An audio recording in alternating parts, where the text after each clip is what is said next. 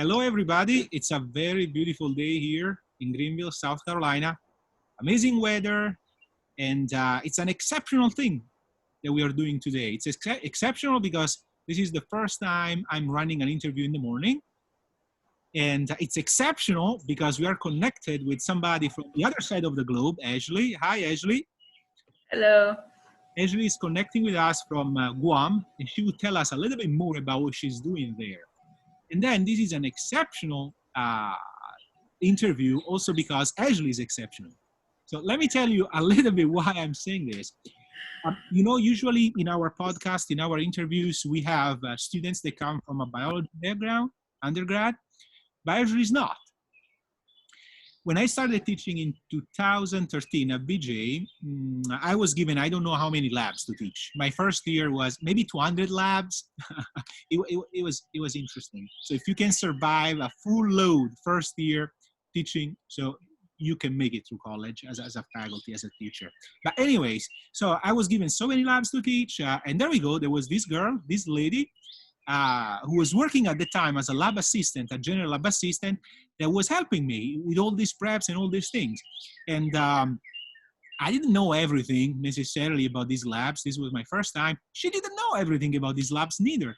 But she was always there. She was always there. Whatever question I had to say, hey, Dr. A, I don't know, but let me look it up. And she would always come up with a practical solution. If there was a missing reagent or whatsoever, even if she never had a chance to prepare it before, she would find it out.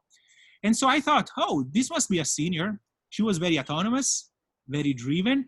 And then later on, I was shocked to hear that she was a sophomore. So it was like, oh, wow. And then I believe I had you in some of my labs. Did I? Right. Organismal bio, had you work bio, and I think one other class. Yeah, I must have been biodiversity. Might have been biodiversity. Right, he must have been biodiversity. And having her in my class, beside having her as a general lab assistant, made me realize that she was not a biology, neither a strictly science major. She was not a STEM major. She was indeed a science education. Yeah.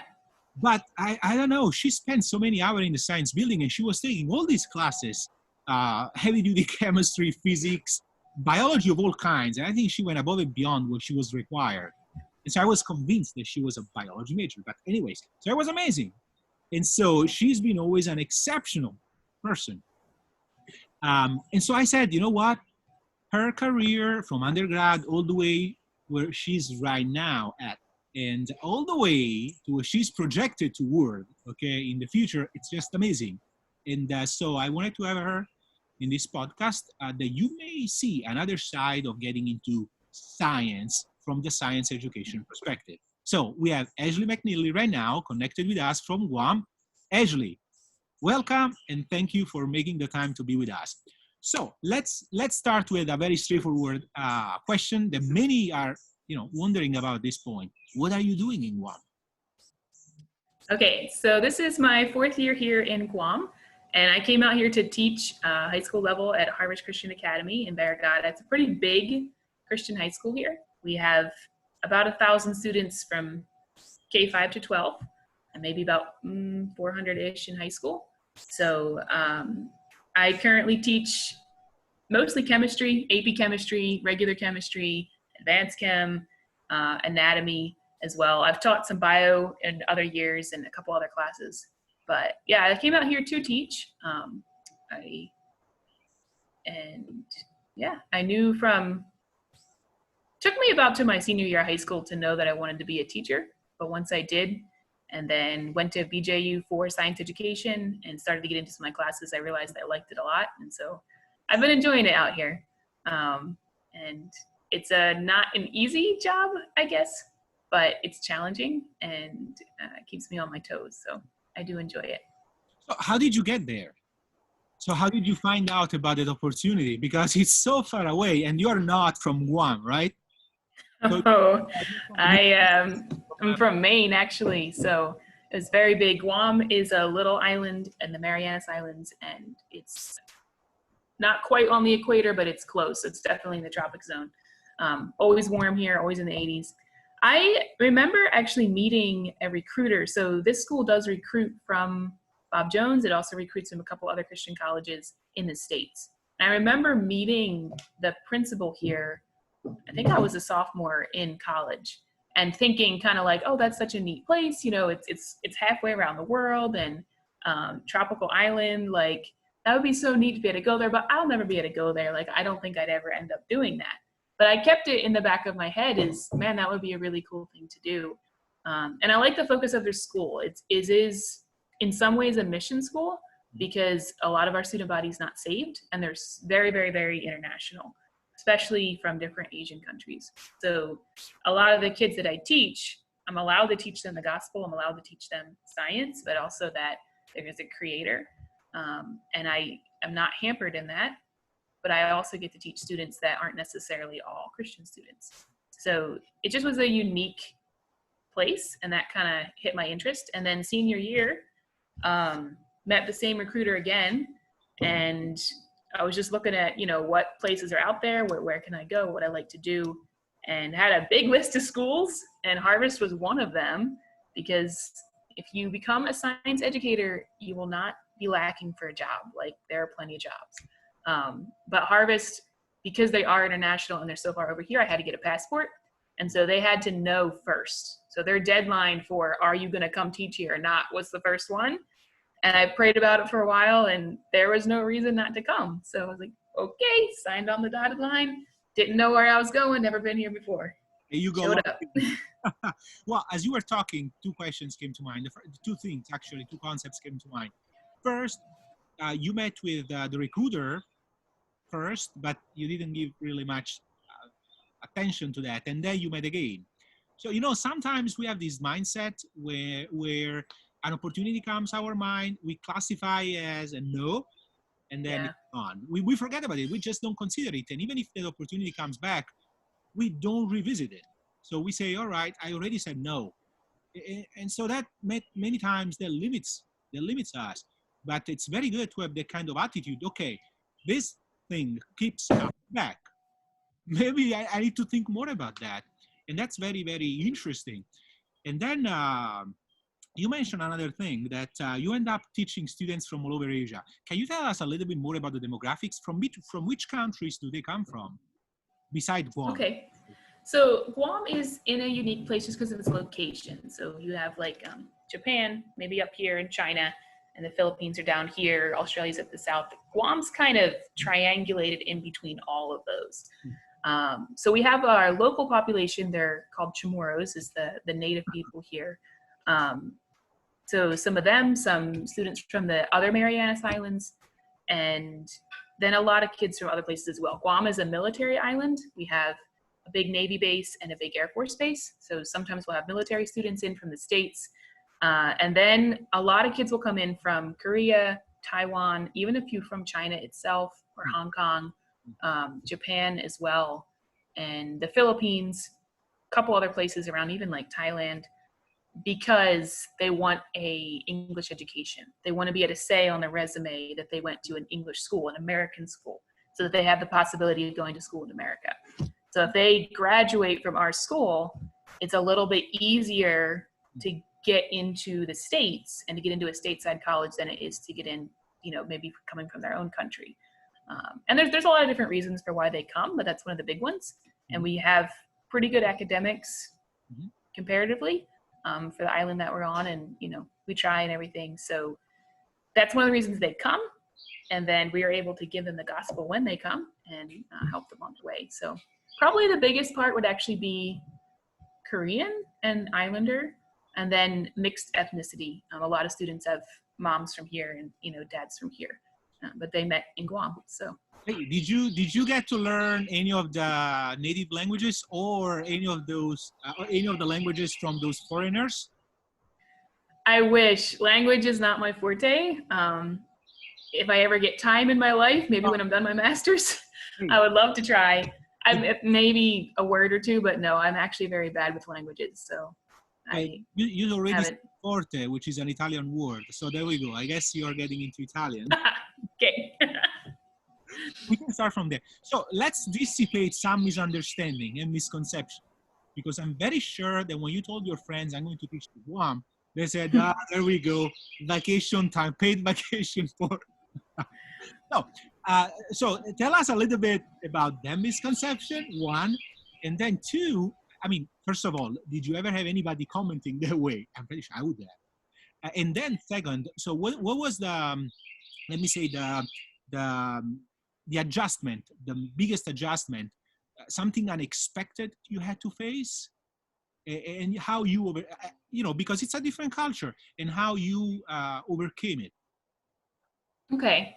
As far as the vacation thing, like in some ways, yes, but in most ways, no. It is a beautiful island. Like if, you or anyone could ever come visit. It is gorgeous.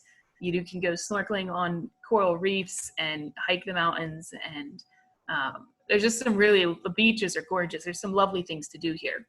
So yes, sometimes I do. And I really enjoy those things. So I'll try to get out maybe once a week or once every other week and actually go out and do something and remember that I live on an island. But the way I just put it is the rest of the time I am working. So, because I do teach a lot of labs, high school version, not college. So not as hard as yours, I'm sure, but still it's a lot of time. And my job takes up a big chunk of my time. And then once I started grad school on top of that, there just isn't any time. So I'm not laying on the beach all day. I spend most of my time working, but then, in the off, every once in a while you can get out and it's beautiful. Adjustment wise, actually probably for me, temperature was the biggest one. I am from Maine. Right. And it's always in the 80s. It's always year round, the entire time, always in the 80s. And the first 2 years I was here, I was never cold once. Like I just was always overheated. So I've gotten used to it. My blood's thinned out, but it was kind of rough at first. And we do have seasons, but they're just rainy and dry. So you have rainy season, dry season, rainy season, dry. And the rainy season was hard for me because it rains every day, not all day long. Like it rains and then it's sunny. It rains and then it's sunny, but it's still raining and very, very wet, super muddy. Your feet are always wet when you go outside. You get rained on a lot.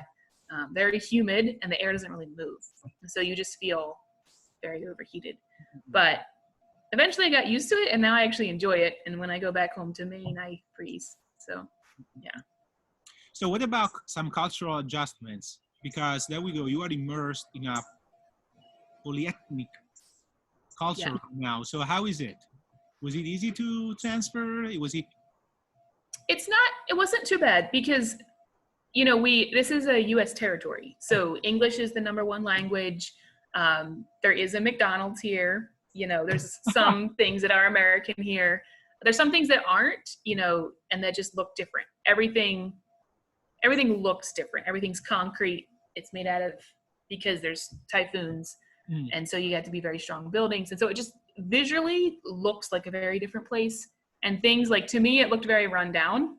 So I would even just the food store. It's like, oh, maybe that's not a place I want to go into. It looks kind of run down. And it's not run down. It's just how it is. And after a while, now I don't even think about it, I think probably the biggest change was actually in my teaching. And I'm still working on that one. But in which way? In which way? Tell us. Because the kids are international. And so their culture, especially the Asian side of the culture, is quite different than my culture. I'm from Maine, but I grew up in New Jersey, and I tend to be a very blunt person. I'm very face forward. I'm going to tell you like it is, here it is.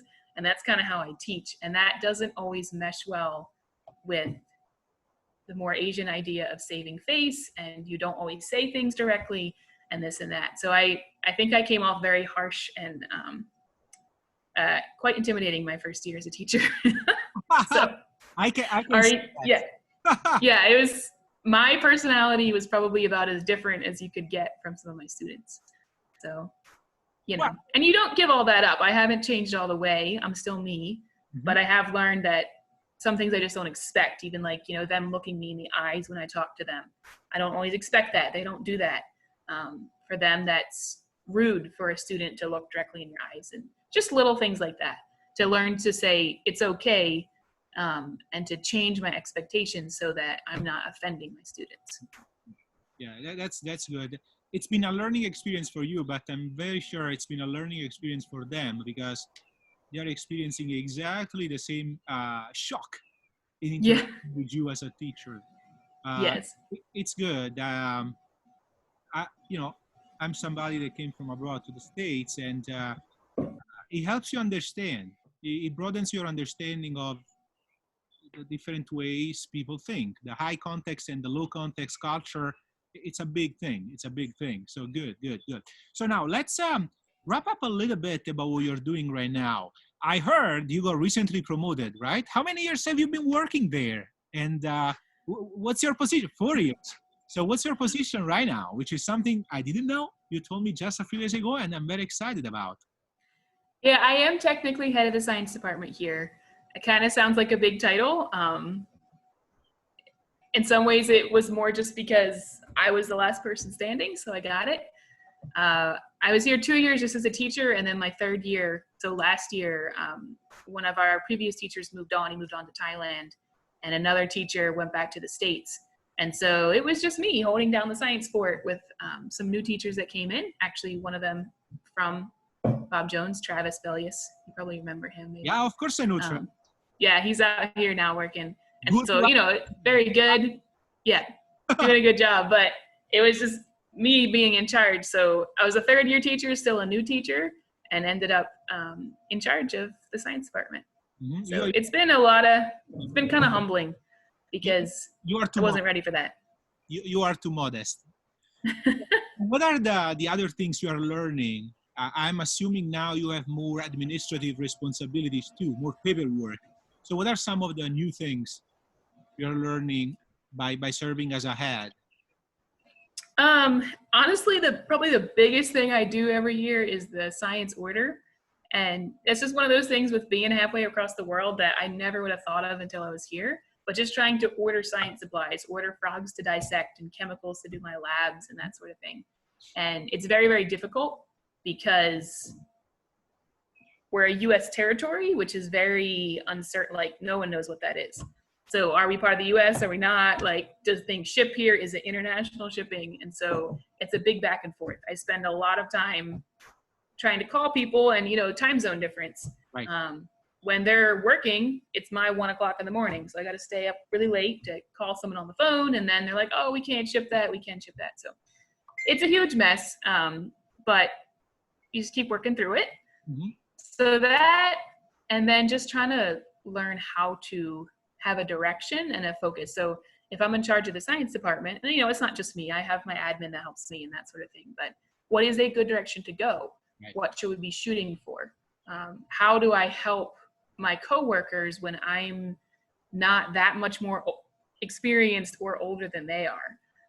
And yet, how do I still lead them and be humble about it, but also know this is where we're going, that sort of thing. It's not something I've perfected, so. Right.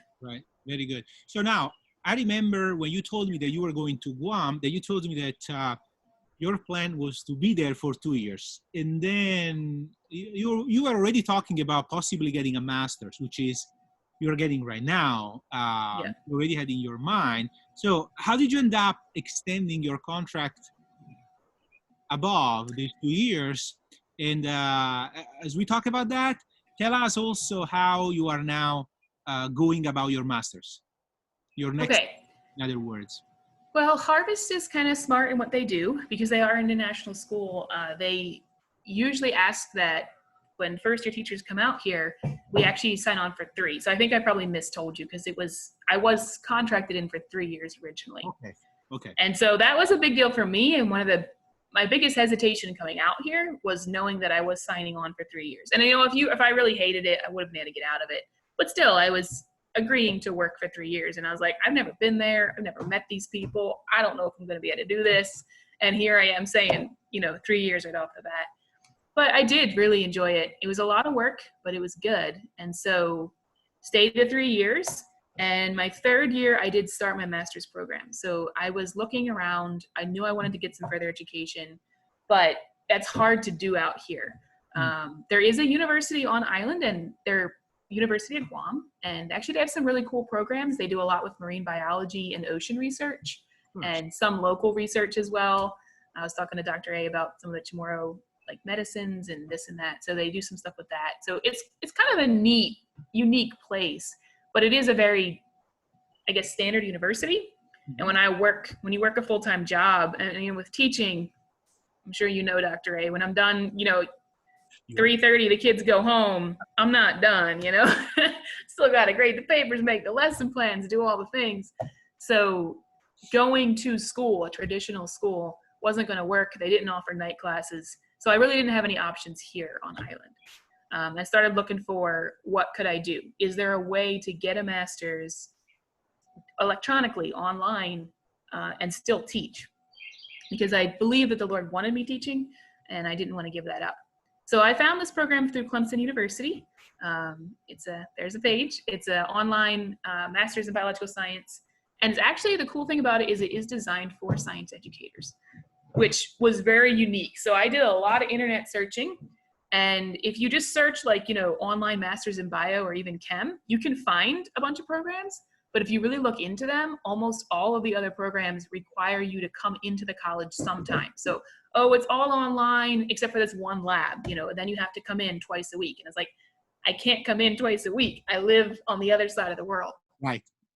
So this one was 100% online. It is a non-thesis master's, so maybe in some ways it's a little bit softer. I'm sure it's not as much work as it would be if I was really there at Clemson in person getting a master's in bio, but it's what was available and it's what I could do. And it was designed kind of for me. So it says for science educators. A lot of my coworkers are also, not my coworkers, my classmates are also teachers and that sort of thing. So it's been kind of neat that they offer that. So once I started that, Harvest helped me pay for part of it.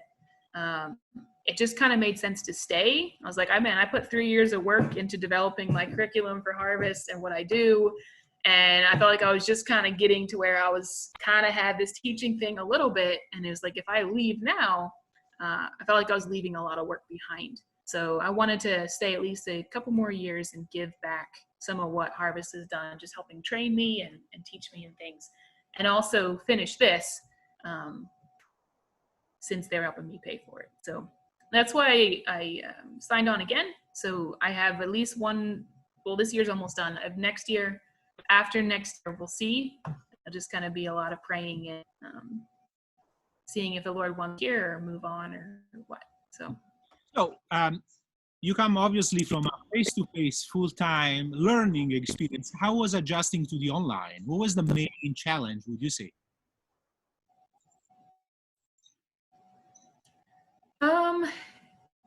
Sometimes internet's a challenge.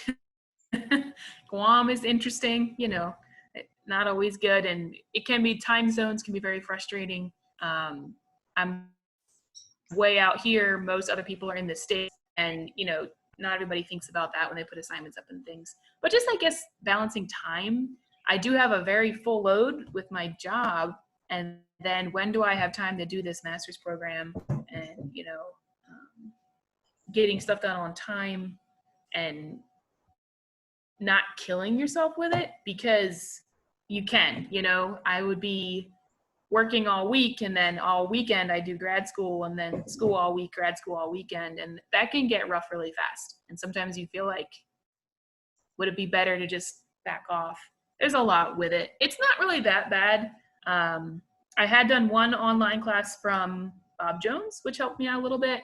I also was homeschooled growing up, so I knew how to self-pace and all of that. But it's different when you're now an adult working a job, and I still have to, I'm not at a cafeteria with cafeteria food. I need to make my own food and go to the grocery store and still keep my house up and that sort of thing. And where do you find time for all this? So it's really just time management. And you can't ask questions as much. Like, you can email, but it's a time delay. I sent an email tonight, and because of State's time, he may not get back to me for a day or whatever. So, right. It is true. It is true. Those experiences that stretch you, those are the ones that give you the most. So that's how we grow. I like to say that unless you come out of your comfort zone, you're never gonna grow outside of your comfort zone. So it's very good. And I'm very sure that the classes you're taking, even if giving a lower load every semester. They are helping you what you're doing right now and for the future. You have already a very experience, okay, working hands-on, labs-on experience, but adding a master's degree or credentials will surely help you in many different ways. So a few more questions, just a couple of other questions. So what would you say are the key skills, okay, that somebody who is interested in teaching science, okay, whether it's a high school level or any other level, higher or lower, what are some key skills that need to be cultivated in order to become a successful teacher in science? There are books and books and books written on that topic.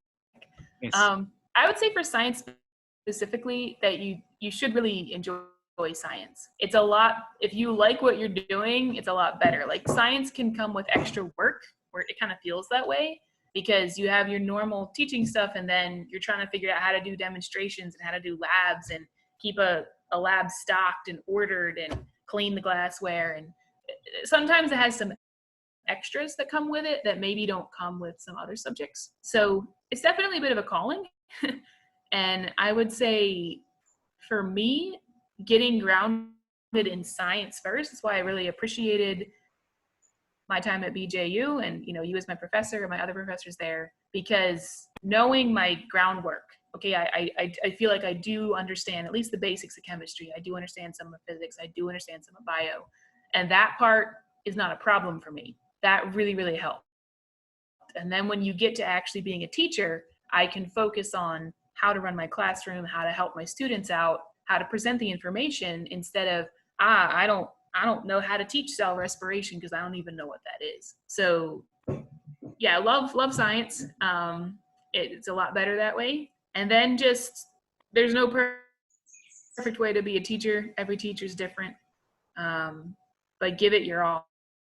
You know, I'm going to do this and I'm going to try and I'm going to pray my way through it. And if you love your students, you love the Lord, you love science, then you're going to be okay. You know, even if your classroom looks different than somebody else's. Right. And we do need to come to realize that we can't learn all at once. It's a step-by-step process. There we go. For you, we worked out by laying down the foundation first, a basic understanding of the discipline. And then on top of that, you had some experience teaching. I know that the science education, a very strong program where they put you in schools.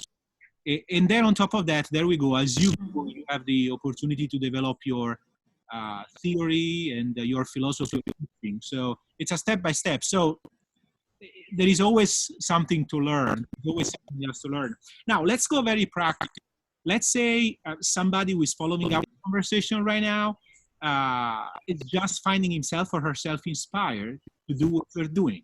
So what are some practical steps, real practical steps that you would advise for this maybe senior high schooler who is now really into your career path? Okay. Oh boy. So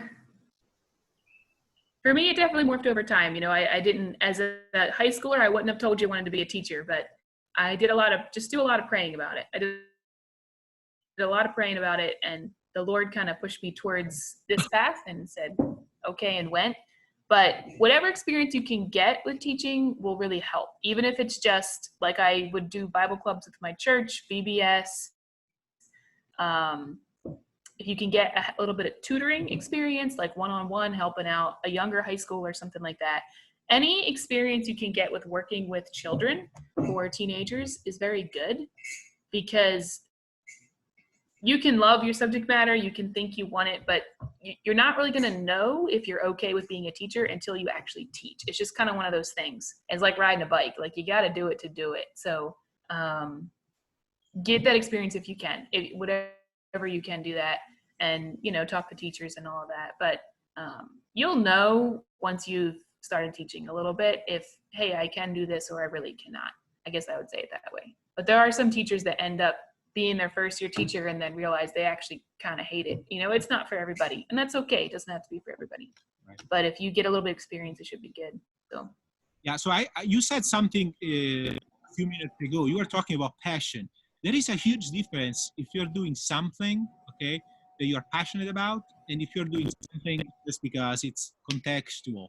Challenges are gonna come, whether you're doing something you love or something you don't love.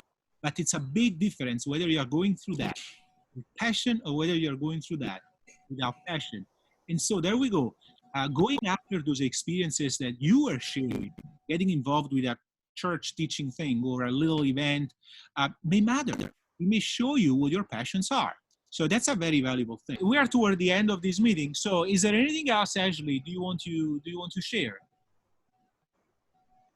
Okay, I guess the last thing I would just say is the reason I've kind of picked the career path that I've picked has been through a lot of prayer and a lot of, there's a lot of decisions to make. Going to BJU is definitely a good decision. I'm glad that I did it, and I'm thankful for my teachers that were there and that really helped me a lot. Thankful for my parents' input, but there are a lot of options. There's a lot of different ways you can go.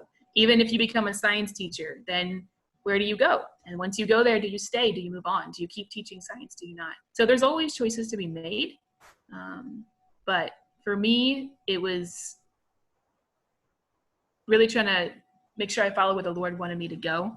It's not easy to be half a world away from family. It's not easy to be a first-year teacher. It's definitely not easy to be a first-year science teacher or become head of the science department when it's your third year. But I knew that this is where the Lord wanted me to be, and that made it a lot easier.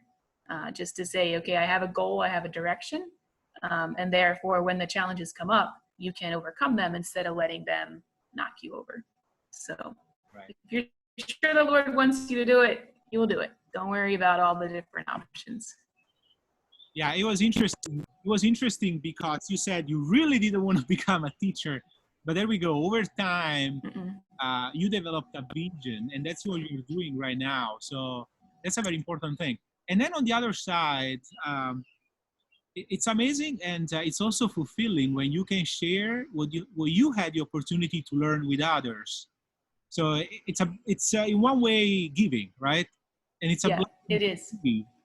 And when you see the so-called light bulb going off, that's a very fulfilling experience. So anyway, this was a very good talk. I'm pretty sure some of the listeners of our podcast, of our interview page, Career Path 101, will enjoy it. I surely enjoyed it. I surely enjoy getting in touch with you again. And so I thank you again, Ashley, and I look forward to have you back. So when are you planning to graduate, by the way, with your master's? Probably be about a year and a half. I just finished a class and I'm exactly halfway done. So I have, I think, about a year and a half left. So yeah. will you be walking, right? So I'm assuming you will be coming back at least for the graduation ceremony. Yeah, I don't know how that'll work out, because if I'm still teaching here, it might be kind of difficult to get back, because it'll be college ends right about the same time we do, and leaving as a teacher in May is just the worst. So we'll see. I haven't thought that far ahead yet. Take it one day at a time. But once I do graduate, I'll have to do a lot of praying and thinking about, where do I go from there? Where does the Lord want me? Should I stay here? Should I come back? That sort of thing. So I'm not sure yet. Well, let us know. Clemson is Okay. 50 minutes away, and if you're around, and if I'm around during the summer, I would love to come to see you walk. That's quite all right. Yes. Yeah. Anyhow, I thank you again, and I hope. Thank you. I wish and I pray the best for you in your career, and I'm sure your students are loving you. Sometimes. Thank you, Dr. A. It's good to see you. Good to see you. See you.